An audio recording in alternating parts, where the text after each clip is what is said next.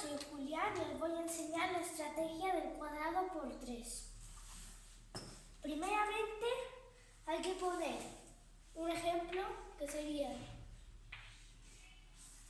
59 menos 45.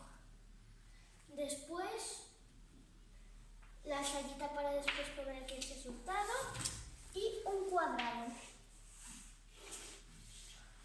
Hay que dividirlo en 3 partes.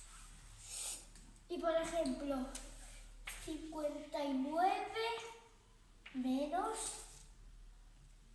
40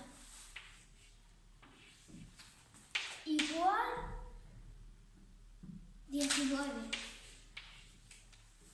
Después hay que poner 19 menos 5, que serían igual a 14. Y después aquí hay que poner el resultado, que son 14, y entonces ya está la estrategia.